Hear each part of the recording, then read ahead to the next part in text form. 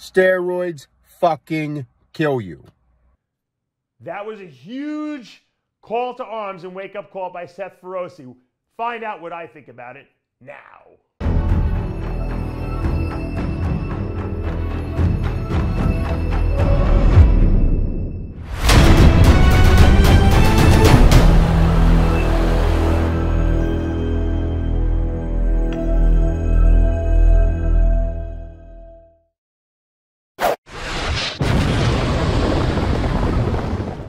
Palumbo here with an RX Muscle rant. A lot of people have been asking me about what I thought about Seth Feroce's video where he basically said that, steroids are going to kill you, basically, and it's just a matter of time. And, I wanted to, comment on his video, and I thought it was a very potent video. I thought it was aggressive. I thought it was from the heart, raw, and I think that's why people really resonated with it. And, Seth was delivering a message. It might have been a little, it might have been a little more extreme than was necessary, but sometimes you got to shake people to really wake them up. Are steroids going to kill you? No, I don't think that really is the answer. And I don't think that I don't know if Seth believes that or not, but I don't believe they're going to kill you alone. I don't think steroids are toxic compounds. I think when combined with heavy, intense lifting, eating a tremendous amount of food, weighing a ridiculous amount, considering whatever your height is, if you're over, if you're 5'10" and you're weighing 320 pounds, for a long period of time, absolutely the combination of everything, the stress on the body, being that big, how long are you that big? That's another big thing too. That's another thing to consider. I was 300 pounds, but I was 300 pounds for about maybe 5 or 6 years, so it wasn't like I did it for 20 years. If I did it for 20 years, it might have been a bigger problem for me, Did I do damage to my body? I'm sure I did, just like Seth said. I'm sure he did damage to his body too. We all, pushed the envelope. And the question is steroids the demonic thing? Is bodybuilding this thing that we should get rid of? It is what it is. It's an extreme sport. It's an extreme sport just like mountain climbing is. Okay, just like cycling, for the Tour de France. I mean, it's not normal to bike ride 100 miles every day. I mean, it's not good for your body. You might be in good shape because you're forcing your body to, to endure what you're, subjecting it to, but that doesn't mean it's good for your body. It definitely breaks down tissue. It puts a tremendous strain on your cardiovascular system, and not in a good way, because that's an extreme, doing 20-mile bike ride or 15-mile bike ride is probably good for your health. Doing 100 miles every day at the level that they're pedaling at is crazy. The take-home message here is that anything in extreme, okay, that you do to your body will have ramifications. And it doesn't matter, what the sport is or whether there's drugs involved or not. Things that you make your body do that it doesn't want to do on a regular basis, can create great, I guess you could say accolades for you if you win races or you win competitions or you achieve a very high level of something and gain notoriety. And a lot of people believe that those risks are worth achieving something great. And who am I or Seth or anyone else to judge anyone? We're not here to judge, but you have to know going into it that you're doing something risky to your body.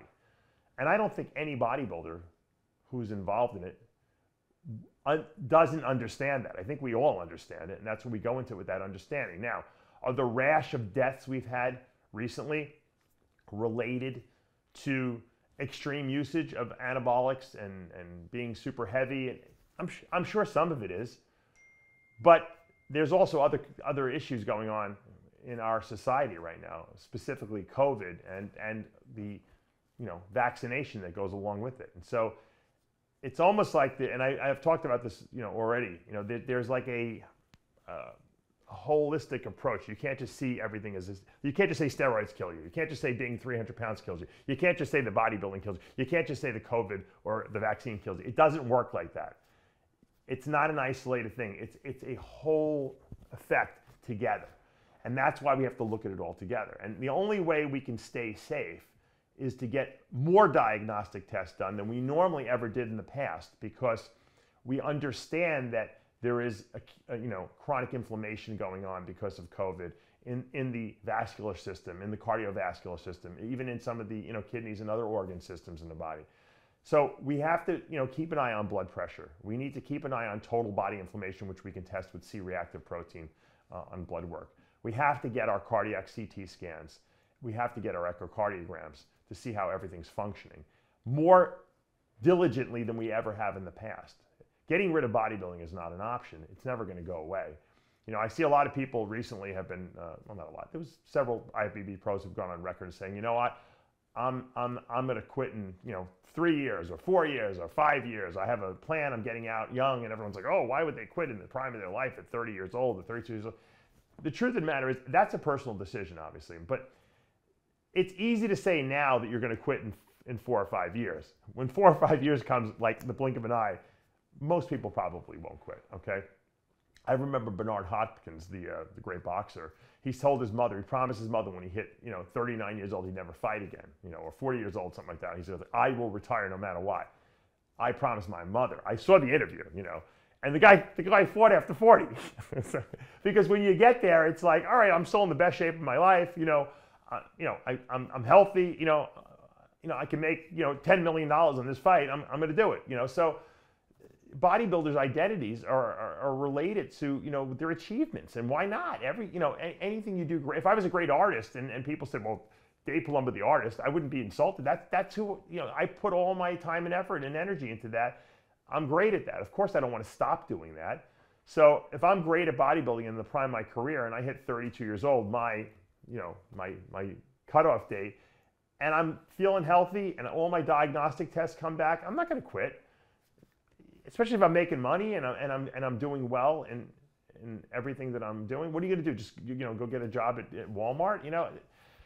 Not everyone wants to be a coach, online. So you have to, you can't judge people on what they're doing. By the same token, you don't want to be naive. Now I saw Larry Wheels did a video on, he went and got his heart checked out. He's only 27 years old, but when you see people drop dead of heart attacks, he's a big guy. He lifts crazy heavy weights. Very smart move. Go get your heart checked out. So he got an echocardiogram, which can give you some information about how your heart is functioning. The output, cardiac output of the heart, how much blood it's pumping. Are the chambers looking good? Are they efficiently working properly?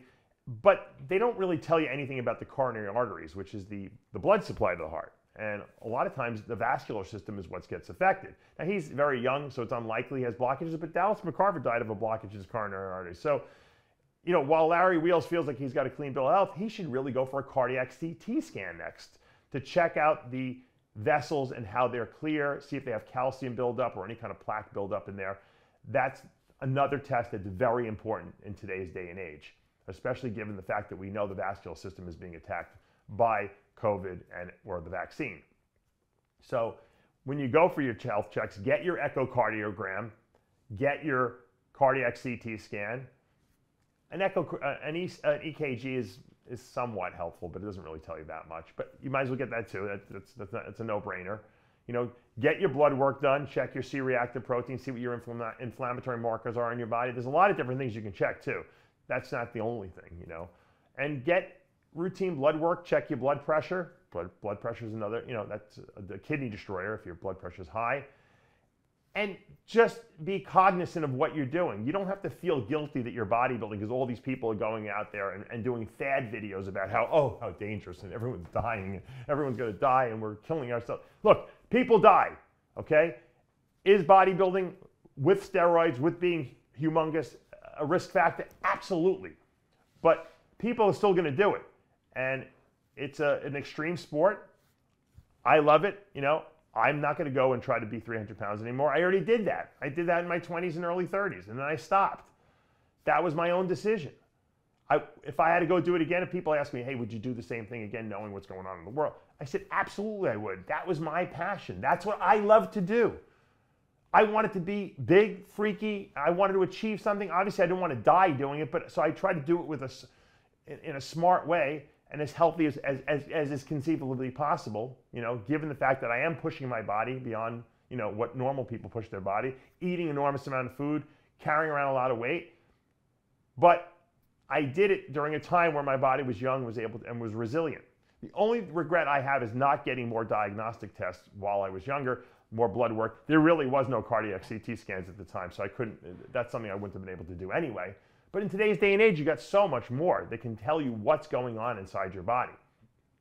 So it's not about take steroids, you're gonna fucking die, That's not really, I mean, it was a wake-up message from Seth Feroce to the bodybuilding world, but it's not true, okay?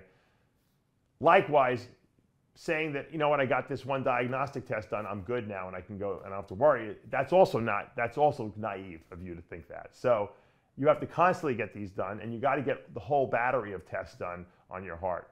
Not just echocardiogram, not just EKG, but get that cardiac CT scan. The CT calcium score is a 5-minute test. It costs $60. You don't even need a prescription for it. You can just call your radiology place and say, I want to make an appointment for one. I'm a cash pay. Okay? If you don't tell them you cash pay, they're going to say you're going to need approval from your doctor because otherwise the insurance won't cover it. But for $60, just go in there and pay for it. If you want to if you have a cardiologist, you go to them, let him write you, a prescription for it, and your insurance will cover that. But for $60, it's, just go do it. This way you got peace of mind. And if something comes back a little weird, your calcium score is a little high, then you go for the cardiac CT scan with contrast. There's no excuses here. Does these diagnostic tests coming back clear mean anything like you're good to go? No, doesn't. My father was 75 years old. He went for a stress test where they make you walk in the treadmill. My father doesn't do any exercise, wasn't doing any exercise. He passed the stress test. He had a heart attack 2 weeks later. Okay, so stress tests really don't tell you a lot. If he would have been able to get a cardiac CT scan, if they would have had him back then, he would have seen he had a blockage in his coronary artery and they could have done something, prior to him getting the heart attack. Luckily, he didn't have damage from the heart attack, but it was traumatizing. No one wants to go to the hospital in an ambulance with a heart attack. It's just not something you want to do. So, once again, is it okay to shock people into waking up to do things? Yeah, I think what Seth did was a good thing. Do I think it was too extreme? And do I think everyone's going to die who takes steroids? No. Okay. Are you going to shorten your life? Possibly, but probably not if you're smart about how you go about doing it. So you don't have to worry about, because I have a lot of people saying to me, should I just get out of bodybuilding now? Should I just shut it down? I said, do you love it? They're like, oh, that's all I think about. I love it. Yeah. And they're good at it. I said, don't stop what you love. Just be smart about how you go about doing it. Okay. It's not all or none. There's a middle ground of doing things the right way. And that's what I've been espousing for years. Some people might, foo-foo that. I think a lot of people appreciate it and it resonates with them. But some people may foo-foo, oh, he's too conservative, whatever. There was a well-known guru that put out something that, yeah, if you don't take 5,000, every pro at the elite level takes 5,000 milligrams of testosterone a week. And that's just the way it is. That's not true. That's not true. If you believe that, you're a moron. Okay? Are some guys taking 5,000 milligrams? I'm sure there are some, and the ones who are doing it are idiots. There's no reason to do that, okay? So there's extremists, and then there's people that are smart about how they go about doing things. Look at the people who had the most longevity. Look at Dexter Jackson. You think this guy was doing fucking crazy, extreme, ridiculous things? No. That's why he lasted so long, okay? And then there's other guys that that burned out real quickly because they were just going too crazy because they couldn't find that middle ground. Be smart. Get your diagnostic test. Don't be afraid, okay, to do your passion. Just do it with a plan. Find a coach that you're comfortable with that is going to look at your health first and then help you achieve your greatest goals in bodybuilding because they're not mutually exclusive. They work together. They can be synergized. I'm Dave Palumbo with an RX Muscle Rant.